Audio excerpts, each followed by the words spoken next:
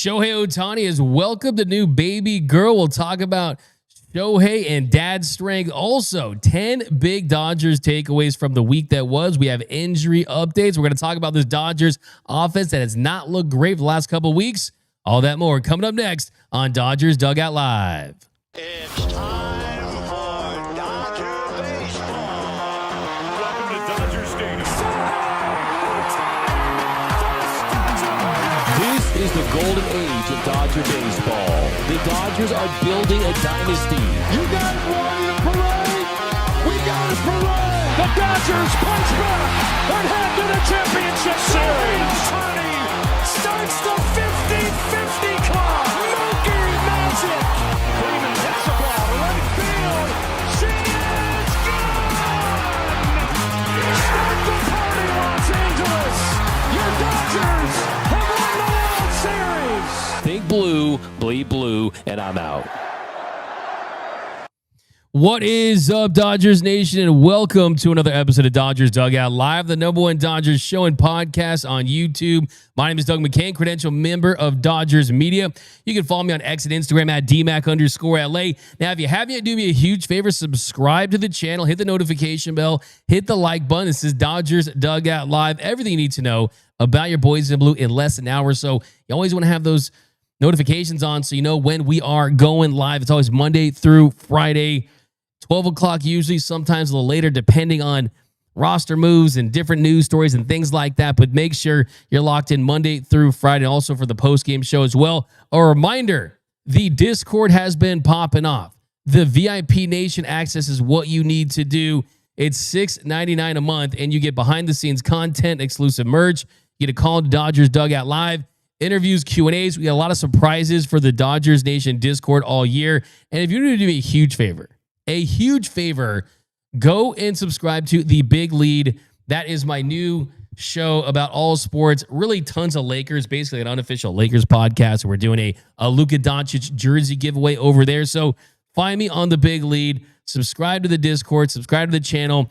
But of course, every episode starts with the Dodgers Dugout Live poll question of the show. I asked you guys over on the X, will Yoshinobu Yamamoto win the NL Cy Young?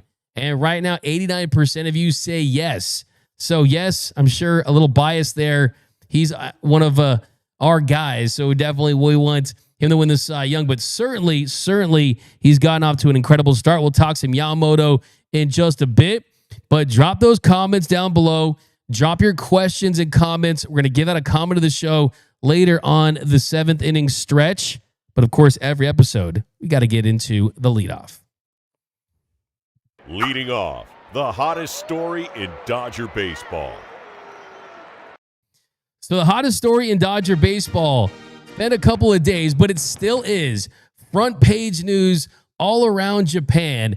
And that is that Shohei Ohtani and his wife Mamiko, they have welcomed in a new baby girl, and they went to Instagram to announce the news. You got a picture of the baby's feet. You got Decoy. How man, Decoy's becoming a big brother. You got to love that. Decoy's a big brother. And it says, welcome to the Ohtani family. I am so grateful to my loving wife who gave birth to our healthy, beautiful daughter.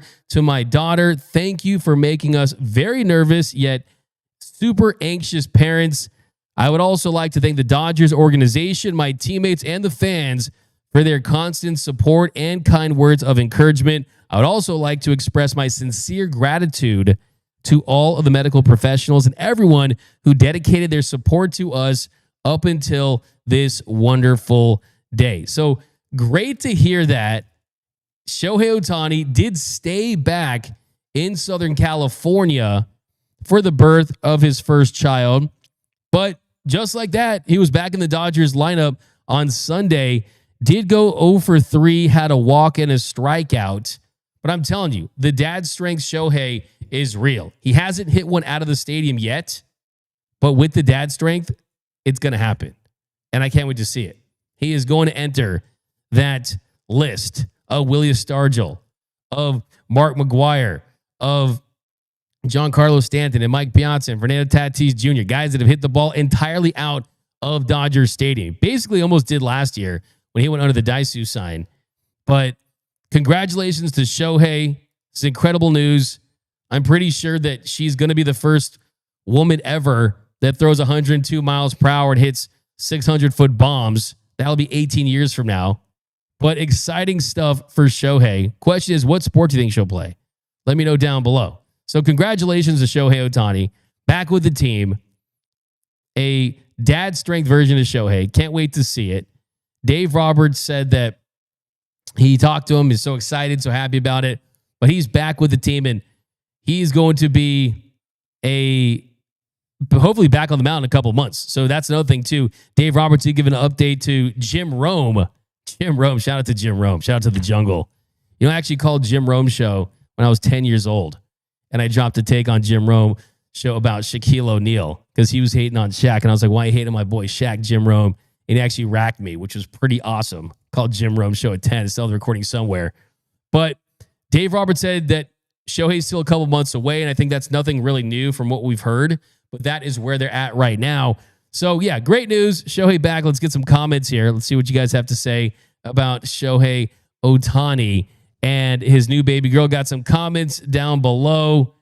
We've got Matt Digby says, hey, D-Mac, a little love for our LA Kings starting their Stanley Cup run tonight. Yeah, how about the Kings and the Edmonton Oilers tonight? We'll be following that for sure on this little Dodgers off day. What's your guys' favorite thing to do on an off day, too? Maybe that's be the question we'll get into for the 7th inning stretch. Let's see. We've got Shelly Duffy, basketball or volleyball. That's your guess. Yes. I remember when Shohei was like, I am married to a normal Japanese woman. And then you see her highlights and she's looking like a great basketball player. That doesn't look that normal to me. Looks like a very unique lady for sure. We got the Dodgers are still the greatest franchise in all of sports. We've got Ray Soto. Do they need any nannies? I have plenty of aunts. Okay, so you want to be Shohei's daughter's new Lanny. I love that Rome racked you. Yeah, it was awesome. It was like 10 years old. It was great. Let's go Kings. Awesome. We got you want to see a trade on this off day. Stephen Blevins says I hate off days. Yeah, for sure. It's definitely tough. But hey, at least you got the NBA playoffs, you got hockey, you got Dodgers Dugout live. And before you know it, the Dodgers will be back in action tomorrow in Wrigley. But coming up next, it is Monday. And you know what that means? That is when we do Dodgers Rewind. 10 takeaways about the week that was for Dodger baseball. We'll get into that here. Dodgers Rewind. 10 big takeaways.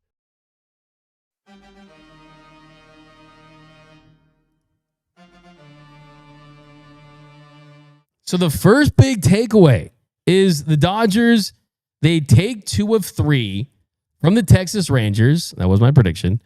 And they could have taken all 3. They got a walk-off off Kirby Yates. Adolis Garcia tried to sneak a fastball by him on Saturday, and Garcia just crushed it out. That Rangers team not scoring a ton of runs this year, and they get a win against the Dodgers.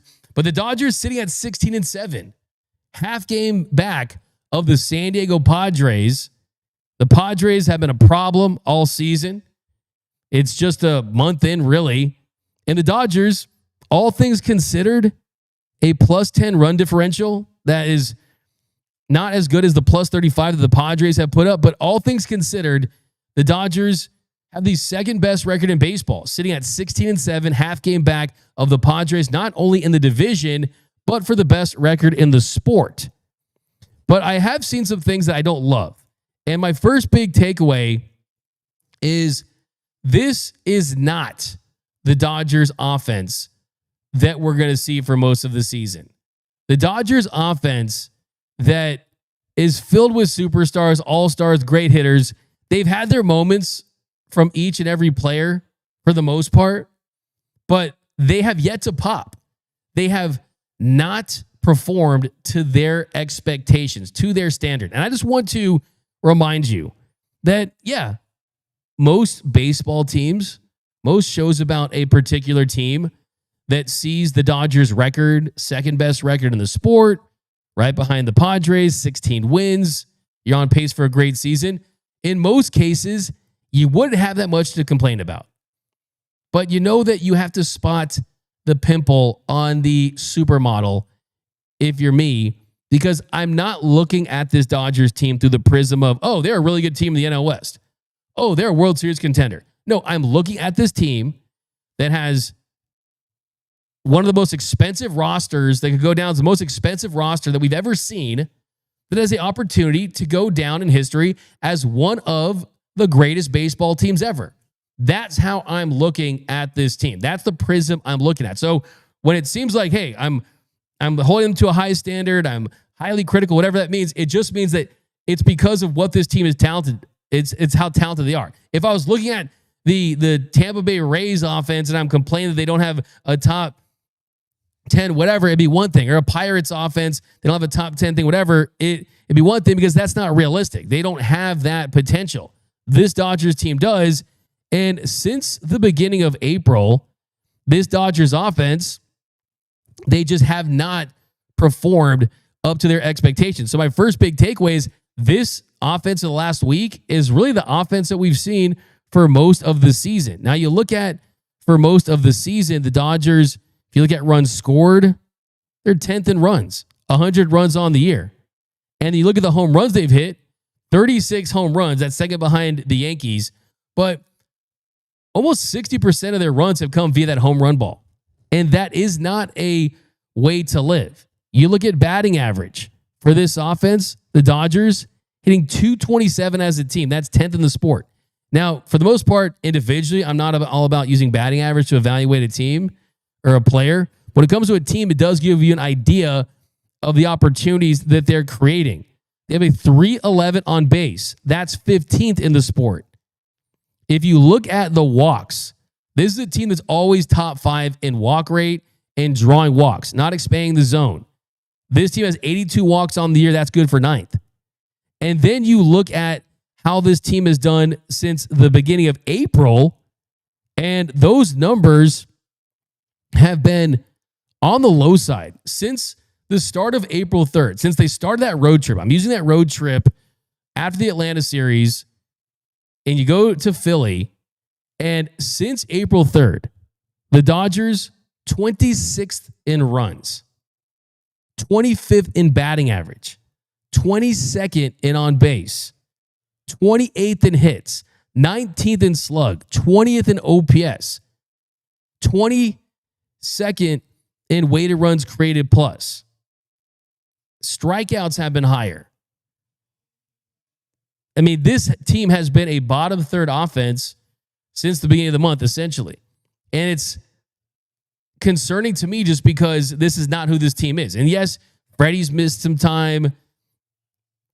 Shohei missed a game there, a couple games there, right? Just because of the baby and things like that. And you've had an offense that still has a lot of stars, but it just has not produced like we've seen. Now, why is that?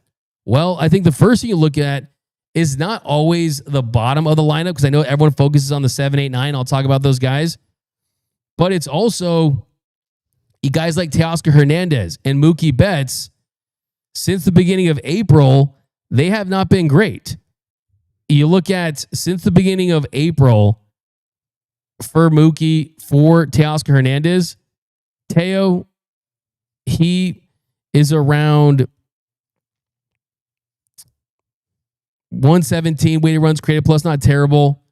Mookie Betts has been an average offensive player since the beginning of April. 15 games, he's hitting .222 with a 100 weighted runs created plus.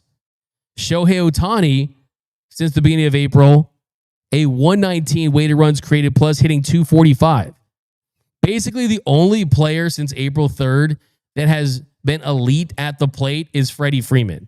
And he's missed time. But in 9 games since April 3rd, in the games that he's played, he's hitting .296 with a 170 weighted runs created plus.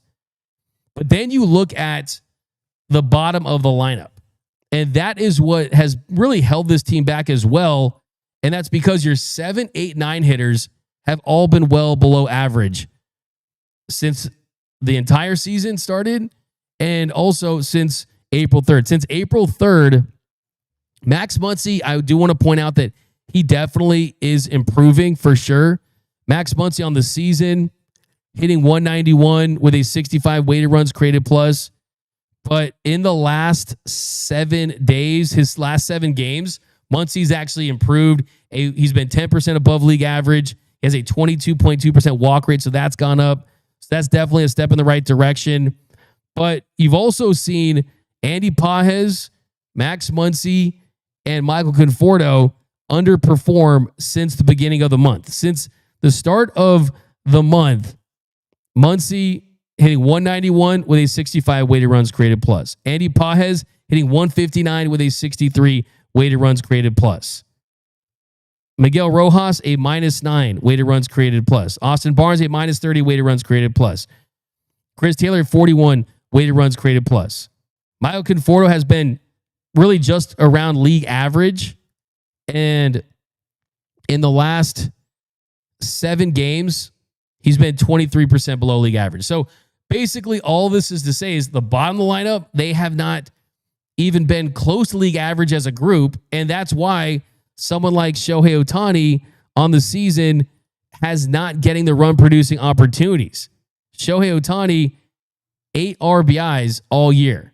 And 6 of those 8 have been him hitting himself in on home runs. So Shohei as a leadoff has been great. And it's definitely been good. And I want him at leadoff just because that means 50 more plate appearances on the season. But this offense needs to step up. This offense, if they want to be the team they're hoping to be, and that is a team that finishes with the best record, has home field advantage throughout the postseason, puts themselves in a position to do something that hasn't been done since 2000, as go back-to-back. They need an offense that is more consistent at putting the ball in play. Dave Roberts was talking about how he thought that this offense and the hitting approach was to try to cover too many parts of the plate. That means you got 4 quadrants of the plate, and you're looking at pitches in the outer half, the inner half, the low and away, and the down and in. But he thinks that you got to simplify that and kind of just find pitches in your spots where you can have success. Look for those pitches, hunt those, and have success, then not expand the zone. They just have not been doing that. So I definitely think that this team as a whole, the positive signs you can look at and say, hey, they haven't been great offensively, and they still have the second best record in baseball. Or you could look at that as, wait a second, are there some players that are regressing? And the concern I do have a little bit is one of the storylines I've talked about heading into the season was Mookie Betts and playing that shortstop position. Would that at any point bleed into any offensive struggles? And if you look at his numbers overall, you don't see very many issues. You don't see anything that says, oh, wait a minute, what's going on with Mookie Betts, right? You're like, oh, okay. You had the walk-off home run. You've seen some big moments from him, and it looks like, okay, it's not going to be a big issue or anything like that. You look at where he's at on the year. Mookie, a 127 weighted runs created plus. That would be his lowest since 2015, his first full year in the show when he was 22. You look at his batting average at 243, that would be his lowest ever. So that's through 20 games. And I also look at the savant stats, right? Some of the advanced metrics on Mookie. He's in the 20th percentile in expected batting average, 19th percentile in expected slug, 23rd percentile in average exit velocity, 17th percentile in barrel rate, 11th percentile in hard hit. When Mookie was at his best, all these were in the 90th percentile or above, some at the 100th percentile rank back in 2018. And also the bat speed is in the 5th percentile. Now, last year's bat speed was in the 13th percentile. It's not a really good year. But last year, his expected batting average, his expected slug, all those are well above average. This year, they're all well below average. So that's definitely concerning. And the same thing for Teoscar Hernandez is if you look at his advanced stuff as far as the expected stuff for Teoscar.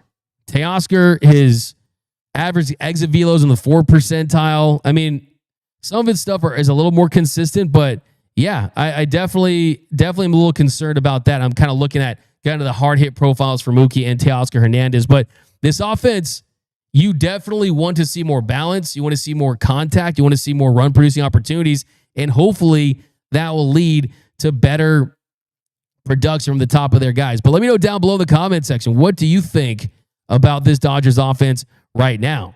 Because, like I said, there's different ways you can look at it. Yes, they have not been elite like they've been in years past, but you still have the second best record in baseball. Drew Rockwell over on YouTube says, offense needs to get going. What is up with them, D-Mac? They should be like the Cubs, averaging 6 or more runs a game. Look, I mean, we've seen this team. Once the weather heats up, they heat up. And some of these guys are known to be slower starters. Even Shohei said a couple of days ago that he's a slow starter. Mookie Betts has been a slow starter. There's guys that have performed well for sure. It's just there's so much talent up and down this lineup that it's not where it's been in the past. I think someone like a Teoscar, the good thing for Teoscar is there's a lot of good there too, right? I mean, he's still an above average bat. He also is hitting .368 with runners in scoring position. He's actually second on the team. You guys know who's first? It's your boy, Will Smith, 10 for 12, a .769 batting average with runners in scoring position. But that is kind of where the offense is right now. I think the solutions are these guys just hitting like they can. I mean, yesterday, Max Muncy, he hit one to center field that had a .970 expected batting average that was a flyout. I think he's looking for his fortunes to turn, and I think he will just because he's taking better at bats. Mookie, I'm very curious to see how hard the position of shortstop is impacting at the plate, if at all whatsoever. So it's still early. It's still a small sample size, but that's kind of what we're seeing from the Dodgers offense is in the past, they were significantly better than this as a group. And the black hole at the bottom of the lineup has really, really limited this team early on. And whether that means give Hassan Kim an opportunity, shuffle things around the lineup, we don't know yet because they're going to give these guys more plate appearances. But right now, I mean, this is an offense that, I mean, just look at me. They scored 7 runs there against the you saw the run production against the Rangers. Scored 7 runs. I mean, 7 runs. You're going to put a lot of pressure on your pitcher to go out there and perform every single night. But next big takeaway, we'll switch to some injury news. Blake Treinen. So Blake Treinen, he had an MRI and it showed a low-grade sprain, and they are going to take a very conservative approach with him. Dave Roberts talked about it after the game, and it looks like this is not as bad as it possibly could have been. But here's Dave Roberts with an update on Blake Treinen. It was a low-grade sprain of the forearm, and so he's going to go back to L.A. today. And then obviously it's Easter Sunday, so in the coming days we'll get the doctors to look at it, but and get kind of an assessment. Don't know a timeline right now. Certainly dodged a bullet. He was one hitter away as he was warming up to go into the game. So obviously if he were to pitch, it could have been potentially worse. So I would say we're in the dodged a bullet category. Yeah. So this doesn't surprise any of you. We know that Blake Treinen has dealt with injuries throughout his career. So far this season, he's pitched 8 innings, a .338 ERA. We know what he looks like when he's at its best, but he's 37, right? I mean, Father Time is undefeated, and you got to hope that Blake Treinen throws a nasty sinker, a nasty slider that can dodge Father of Time. But look, this is kind of how we've seen this play out, right? I mean, you get Evan Phillips back only to lose a Blake Treinen, and it looks like they're going to take a conservative approach. I don't expect him back very soon. But for Blake Treinen, the number one thing is that this bullpen can stay afloat, which they can because they do have a ton of talent, and that he is at 100% when the playoffs come around. When the postseason rolls around, that is when they need him. And then you also got Blake Snell. He's still dealing with pain in his shoulder. So he told Bill Plunkett, once I get throwing, I'm good. When I play catch, I don't feel it. When I get out here, I'm good. And then it's like when I wake up, I got to get it going. So he said, I just want to pitch. Am I worried about it? No. If I was worried about it, it was when I went on the IL, but not anymore. I feel way better now. So he's been throwing. But he also said, I'm 32, not 23. So that kind of tells you that they're taking a conservative approach with Blake Snell as well. So we'll see how quickly he can get back into the Dodgers rotation. I do think that you're seeing him take positive steps in the right direction. He did say that he felt good during a bullpen session and really all of his throwing sessions as far as when he's throwing, but he did say that, quote, the pain lingers here and there. So yeah, we'll see when he can get back. But the question now is, will he need a rehab assignment? And with Tony Gonsolin set to return pretty soon here, we'll see if they decide to send Snell out on a rehab assignment. He's been throwing pretty consistently. He did check off a big box of the bullpen session, but Dave said, I think that it's contingent on how long he's down. The longer, the more possibility.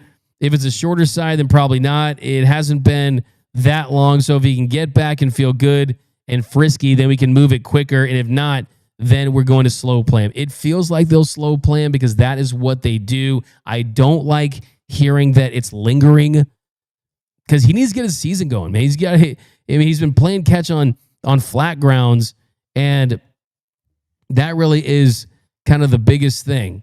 That is the biggest thing. But the good thing is you got the bullpen session on Saturday to go well. So we'll see. I need Snellzilla, man. I need Snellzilla on the mound. I was hoping that he would kind of be the Yamamoto, right, as far as kind of one of the best pitchers in the game. But look, they signed him for the postseason. They're not going to take any risks with him. He is 32, not 23, like he did say. So they are definitely going to err on the side of caution with Snellzilla. So I wouldn't expect anything less. Now, next big takeaway is, this is a major positive. Yoshinobu Yamamoto is the best pitcher in the National League. That is what his manager, Dave Roberts, said. Now, is he the best pitcher in the National League? Statistically, you could certainly make the case. There's no doubt about it. You look at where Yamamoto ranks right now among NL hurlers, and he's right up there. His .93 ERA is second behind Kodai Senga's .79. If you look at the strikeouts, kind of the advanced stuff, everything looks really good for Yamamoto. 38 strikeouts, that's fourth. He has gone 29 innings so far, and he's allowed 3 earned runs. So you look at just the performance that he's put up. I focus on the fact that with Yamamoto, it's not fluky, because you look at the expected number, a 1.83 expected FIP, that's first. If you look at Sierra, it's a 2.04, that's first. A 35.2% strikeout rate, 6.5% walk rate. The older school stats say he's been great. The newer school stats has said that he's been the best. So you guys know I bring my facts to the fight, and the facts say that Yoshinobu Yamamoto is the best pitcher in the National League so far. And I don't think that's going to change. I think that this is not, oh, this guy's gotten off to a hot start. It's not that. This is who this guy is. He is a frontline starter in this league. And I think if you're Yamamoto, you just want to continue to build on what he's been doing. And what he's been doing is, since that rocky start against the Padres, he's been fantastic, right? Since that rocky start against the Padres, he's been just absolutely incredible. I mean, you look at the way he's gone about it this season. I mean, he's the only pitcher in the modern era to have 35 strikeouts or more, a 5+ strikeout to walk ratio, fewer than 20 hits allowed, fewer than 5 runs allowed over the first 5 starts of a season. You look at his career stats so far, a 2.5 ERA, a 2.47 FIP. I mean, you look at since fans out there were trying to drag this dude and say that he was a bust, since that rough, rocky start against the Padres in Korea, where he went just 1 inning, gave him 5 runs and 43 pitches. Since then, Yamamoto has a 2.14 ERA. People thought he was paid too much money, that he was a bust. I kept receipts longer than CVS. I have them. I'm reading them. I'm laughing at them. Yamamoto is absolutely elite. He has already said that he's interested in winning the Cy Young because no Japanese pitcher has ever done it. And I think he is going to win the Cy Young. I think that this is going to continue all throughout the season. And barring injury, I think he ends up with the best counting stats, the best advanced stats. I think he's got the narrative. I think that you have to award the best pitcher on the best team. And I think all of that stuff is going to go in Yamamoto's favor. I mean, he has a 9 strikeout game. He has a pair of 10 strikeout games. 35.2% strikeout rate. That's third in all of Major League Baseball. And he's the one guy that's going deep into games, right? I mean, he was the first Dodgers starting pitcher to go 7. He completed it. He also has 2 of the team's 5 6-inning starts. So the Dodgers have only had a starter go 6 innings 5 times this year, and Yamamoto has 2 of them. So through 5 starts, he's been great, man. He's been absolutely awesome. His last 18 innings, he's gone scoreless. He hasn't allowed an earned run in his last 21 innings of work. He's elite, man. I love to see it. Yao-Mania is here. That is my takeaway. Yao-Mania is here. He's winning the National League Cy Young. Now, another one, let's talk about Roki Sasaki. So Roki Sasaki had a really, really solid start for himself. And I think Roki Sasaki, the big difference for him is he now knows that he can have a velocity that's not elite, but still go out there and be effective. He goes 6 innings, gave up 2 runs on 2 hits, had 4 strikeouts, 3 walks, threw 78 pitches. So 78 pitches to go 6 innings, that's very efficient for Roki Sasaki. And if it weren't for that walk-off at the end, it would be a bigger conversation. But I think the 2 things that I take away from his outing are that you look at the pitch mix that he did have. He went to his entire arsenal there. And you saw more slider. You saw him lean on that pitch. You saw him trust that pitch. And that was massive for him. Entering Saturday's start, he had used his starter just a little under 13% of the time. And he doubled that usage. He had threw 25 sliders against the Rangers through 32% of the time. So that was massive. I mean, I remember asking Roki Sasaki, I asked him about, hey, do you need that slider? He said, yes. For me to be the pitcher I want to be at this level, I need to be able to throw that pitch. And he did that, and it was effective on Saturday. And also, you look at the average. I mean, he was averaging 96.9 miles per hour on his fastball entering the start. He averages 94.7 on the heater. Now, that is a concern because you wonder why. Is it mechanical? Is he feeling okay? Well, I mean, you look at the way the start started, first 3 innings, he was sitting at around 92 or 93 on the fastball. Then it ticked up to 94, 95 later in the outing. He get 4 strikeouts, had 3 walks, but he kind of grinded out. I mean, he definitely gave up some hard contact there. So Dave said that he's 100% fine. There's no issue with him as far as the velocity being down. He said he really didn't know. But he did say he loved the first pitch strikes. He said he used his entire mix, the curveball and the slider when he needed to. So being up and down 6 times was certainly an accomplishment for him. So he said overall he's very encouraged by the outing and that early on he wasn't feeling comfortable. Now Dave said he feels comfortable. So to not have that fastball, go out there and be as effective as he was, it was absolutely a sign of growth. Not to have that explosive velocity, but still be effective, that's good. But I'm wondering why. Like, I mean, they're saying that. I'm questioning it. I want to know why the velocity is down. Because this is someone that we thought was going to be 98, 99, triple digits, and the velo has been down. And they asked the team, his camp, when they were looking at which teams to sign with, how are you going to get my velocity back to where it was? And the velocity being down to me, I'm not going to lie. If I'm being completely honest, taking the true serum, I do find it a little concerning. But Roki said after the game, he said, I feel like I was able to do the job I was supposed to do. Command was good. I was happy with that. Surprised that the fastball velo was down, but I was able to dig into what I was able to do, increase the velocity a little bit during the outing, so I was happy with that. And he said about what changes that he has to make, and he said just really throwing more pitches. He said physically he felt all right.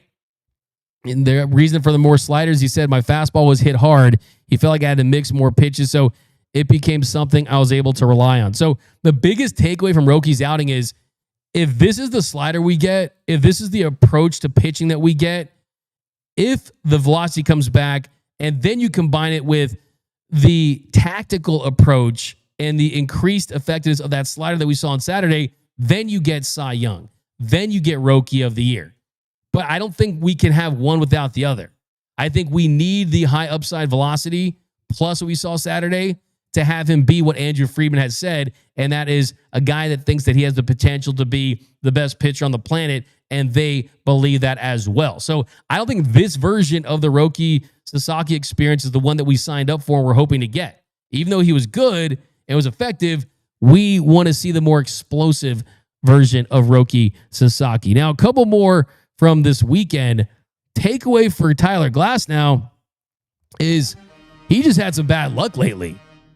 He looked incredible when he was on the mound on Sunday, gave up no runs, allowed 3 hits in 4 innings, but he left the game with leg cramps and he was unable to get it done. He comes out there in the 5th to try to go, but he wasn't able to continue.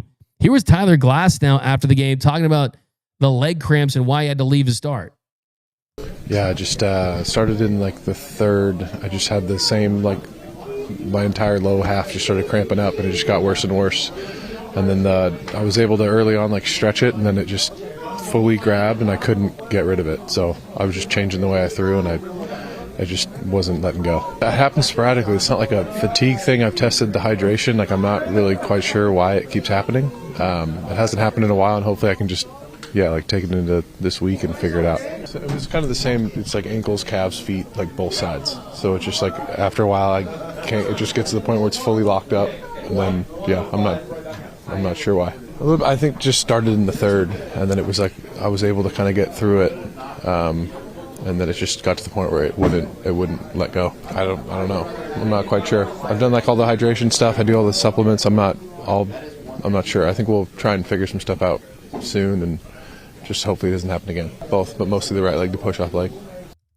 So if you remember last year in Toronto, he had a similar issue, and he talked about the pickle juice. And I can tell you, first of all, as someone who is a massive, massive fan of pickle juice, tons of vitamin C, tons of vitamin E, the 2 key antioxidants. You need that. It shields your body from damaging molecules. I just love the taste of it. I don't care what it does for you. For some reason, I love pickle juice. Have this dude mainline that thing. Have this dude chugging 40 ounces of that before his starts. Because this comes on the heels of the rain in Philly where he wasn't able to plant and he wasn't able to get good traction and he leaves the start. So I've heard people out there, I've seen social media, Tyler Glasnow was soft. Tyler Glasnow's this and that and glass arm and all this stuff. No. I mean, he's just a big dude. He's had some bad luck. And if this was the playoffs, he'd play through things like this. And this is just a byproduct of how they're going to play it this season. So I'm not overly concerned about Tyler Glasnow as long as it's not involving his arm. But here was Dave Roberts on Glasnow yesterday and him having to leave his start. The bullpen's done a great job all year. It's certainly nice that we have an off day tomorrow to reset. But, I thought Tyler was throwing the baseball really well, and then he just cramped up. And then at that point in time, we don't want to put him in harm's way. And fortunately, like you said, the bullpen came up big tonight. We expect him to make his next start on Sunday at home. So I remember last year it happened kind of right around this time, and I don't know if it's a combination of pickle juice, water, or whatever it is, but it didn't kind of show its head after that one in Toronto, so hopefully this is the one-time occurrence. So, yeah, I think the thing with Glasnow, you hear Dave's voice. Maybe a little frustration there just because that's one of his aces. He wants to see him go deeper into games. He knows what he's capable of, but let's see what happens throughout the remainder of this season. Because if the arm's healthy, that's all I care about. If you have to leave a start occasionally because of some leg cramps, because of some rain, dealing with the mound, then I'm fine. Okay? Superstars get superstar treatment with me. Delirium 9 says, please tell Tyler Glasnow to take a quality magnesium supplement. It's a nice little comment to the show. I love that. I love that for sure. But my big takeaway is they're going to err on the side of caution anytime there's anything dealing with their starting pitchers. And that Tyler Glasnow, he's someone that kind of needs like perfect conditions sometimes to go out there and be the best version of himself. And do you love that? Probably not. Is that the reality? I think it is. And I'd rather just get the most of what he is versus trying to have him be something that he's not and then have him get injured, right? That's just the truth, okay? I mean, that's just kind of what we need to see from Tyler Glasnow. But this whole Tyler Glass arm, he's a diva, he's soft. No, that's just not true. That's not true. He's just a bigger dude, more moving parts. And look, superstars get superstar treatment, man. I mean, that's the truth. I mean, you don't put premium gas into a Honda Accord, right? You do it when you got a really nice car. And you got to do that to him. Give him the pickle juice. Give him whatever he needs. Treat him like a nice car that needs to be serviced, right? It's not going to be that Camry, that Accord that's going to just eat innings and this and that. No, you need the check engine lights on. You got to use it for sure. Nando 390 says Glasnow at home again with the bonsai tree and listening to Norah Jones. Don't know why I didn't. What's that song? Yeah, good stuff. Okay, next big takeaway. Couple more here before we hit the 7th inning stretch. We've got a positive one on Mookie Betts' shortstops. I mean, Mookie Betts said, I'm done. When it comes to playing pickleball, Mookie Betts said, I'm done. I play shortstop now. I don't have time doing all that running and stuff. So far, the early returns on the advanced metrics for Mookie's shortstop play has been really good. His outs above average is top 5. Defensive runs saved. Fielding run value, top 5. His range. I mean, everything says that he's been a really, really good defensive shortstop. Now, will that carry on throughout the season? That remains to be seen. I think that the conversation would become, hey, are you sacrificing some offense for your ability to play defense? If that is ever something that he says is true, then I pull the plug on the shortstop situation literally immediately, because that is how he helps this team the most. But if we're just being factual about this, he's been great at shortstop this year. Not just good, he's been great. He's in the 89th percentile in outs above average with 2. The arm strength close to league average. It's the advanced stuff from the batting situation that hasn't been as good. So that's a positive. Another takeaway, we're still waiting for Max Muncy's first home run of the season. You got to get that power back to the Funky Muncy, man. Funky Muncy is a guy that you could pencil in for 30 bombs a season, close to 100 RBIs or more a season. And he's getting to the point where he's entering his longest home run drought of his career. And he, like I said, the plate appearances has been a lot better. You've seen him hit a couple of doubles and some singles, and you've seen him take his walks. He had a ground rule double on Saturday. He flat out to the wall yesterday on a hit that on a fly that had a 970 expected batting average. You saw he looked frustrated, in disbelief, kind of wondering how that did not go as a hit. But still, 79 plate appearances without Max Muncy, and you've had no home runs. You want to see Max Muncy, and that's a guy that leaves the yard with regularity. So the longest he's gone in his career without hitting a home run was 80 plate appearances, and that was from May 7th to June 9th in 2022. And the difference there was he was coming back off that dislocated elbow and that torn ulnar ligament. If you remember Jace Peterson and that Brewers, that weird situation at the end of that season. So he was coming back off surgery. Not sure what the reason is for the power not being there this year, but that's definitely where he's at. So 1 plate appearance shy from setting his career low as far as the length he's gone without a home run. Couple other ones I want to get into. Spot starters not hitting the spot. That's my next takeaway. Wednesday, Bobby Miller was called up from AAA. He did not pitch well. 6 runs in 3 innings, had a big lead, gave a grand slam and a home run. Did not have his changeup. When he has his changeup, it keeps hitters off his fastball. That was not there. Landon Knack so far has given up 7 runs in 8 2/3 innings. Pitched a lot better against the Rockies, but needs to be a little more efficient. Gave up 2 runs in 4 1/3.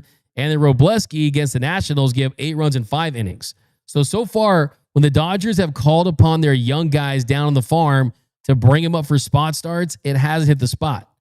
16 2/3 innings from those 3 guys combined, an 11.34 ERA, 21 runs in 16 2/3. So that does not feel like it's been an effective strategy early. We'll see how that changes when Gonsolin comes up, and if they go to a true 6-man rotation even before Shohei Ohtani comes back, I certainly think that is possible.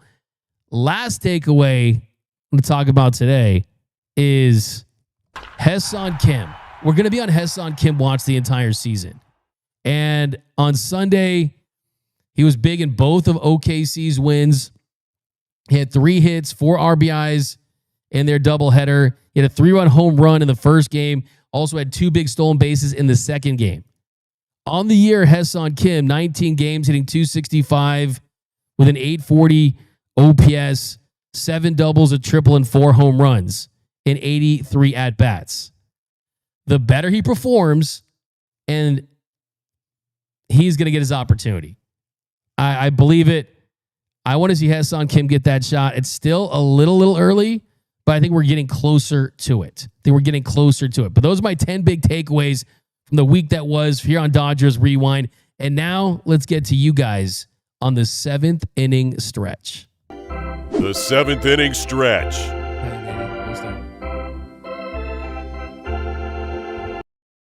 All right, here we got a Sports Cards Report Card Super Chat 199. Fire the batting coach and make a statement.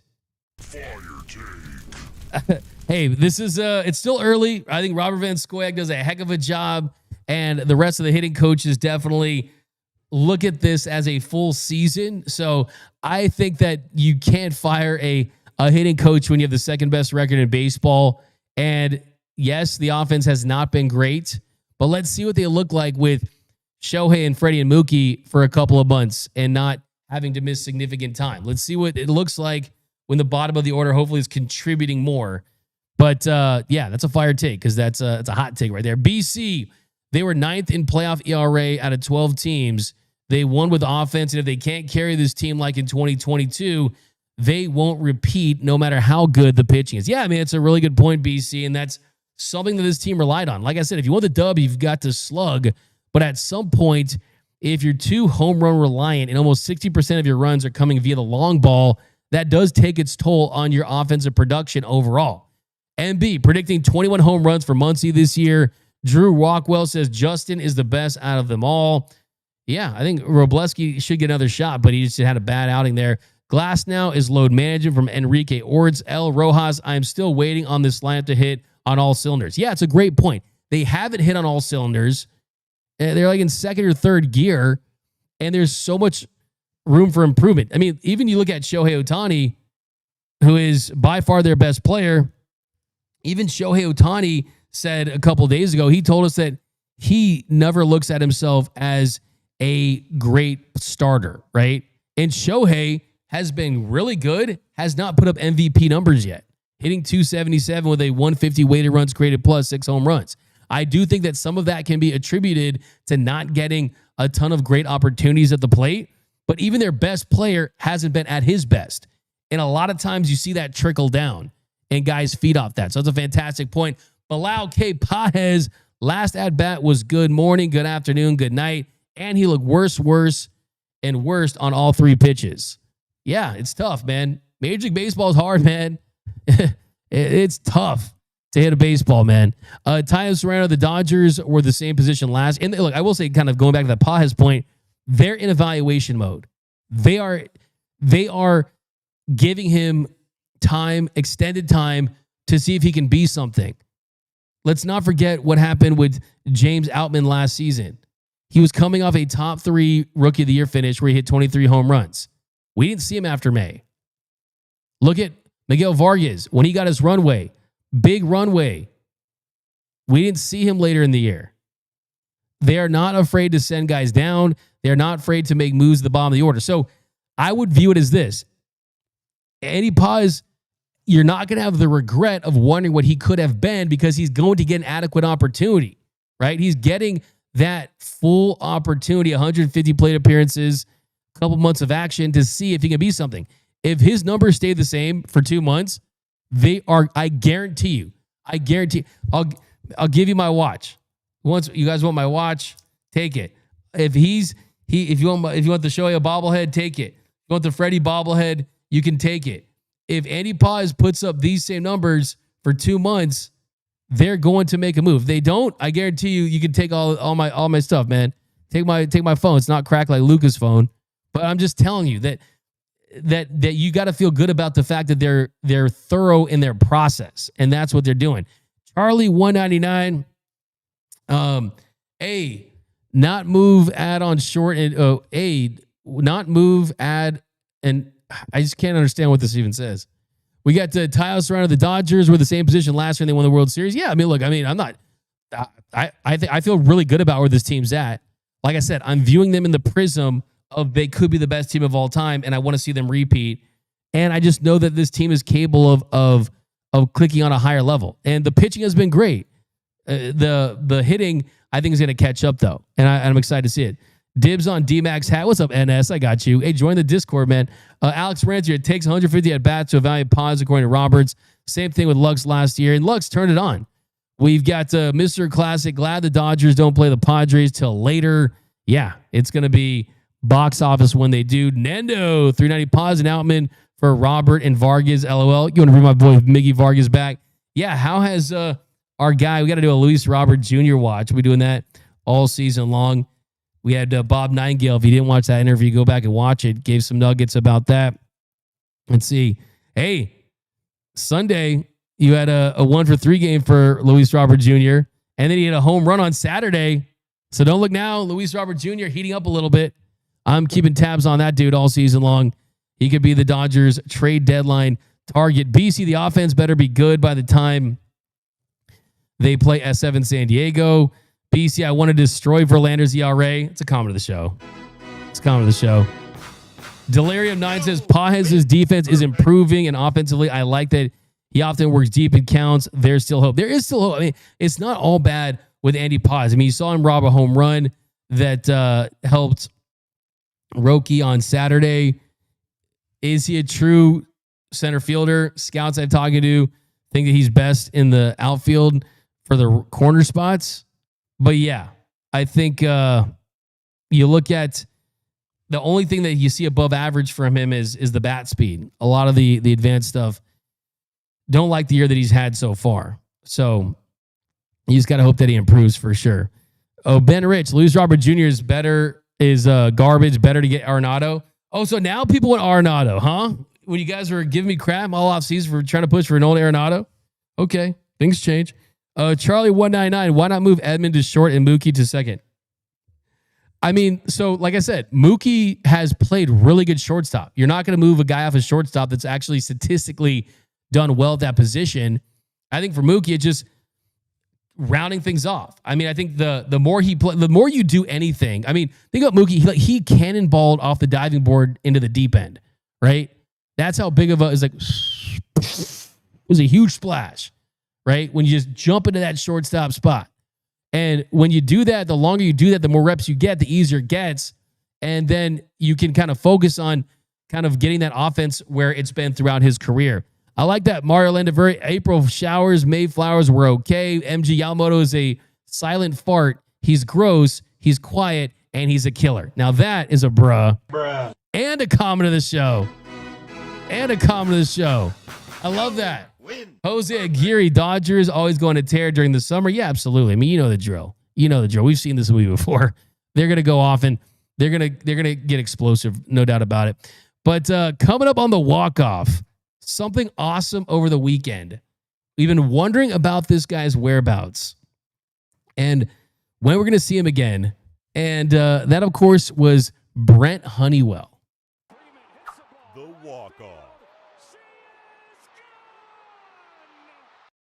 So today on the walk-off, we are talking about Brent Honeywell. If you saw the clip over the weekend, he was in the Dodgers clubhouse to accept his 2024 World Series championship ring. He was also wearing the Dodgers gold jerseys that had the Honeywell on the back. It was great to see him in that Dodgers clubhouse. And here was him in the clubhouse. Freddie Freeman said some nice things, but here was Brent Honeywell. Fear the Turtleneck was back in Texas in the Dodgers clubhouse. It was only appropriate, obviously, us being catch partners the past year, being every single day we got to work with each other. Super special for me. You earned this, man. This has been super special for all of us, and we wanted to get you in here today to present you this. Woo!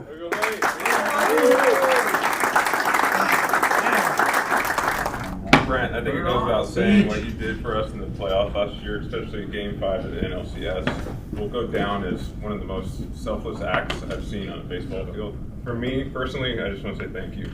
That was awesome what you did last year, man. Appreciate you very much. I couldn't have done it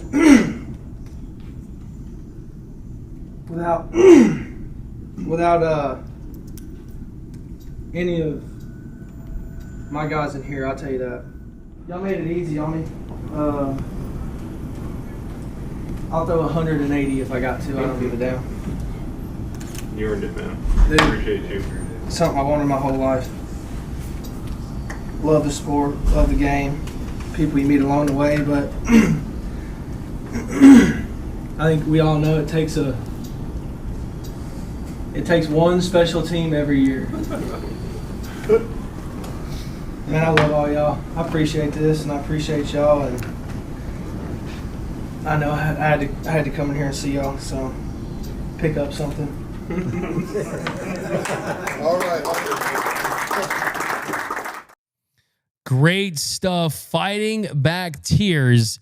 And we're never going to forget that. I mean, you're going to look back 10, 20, 30, 40, 50 years.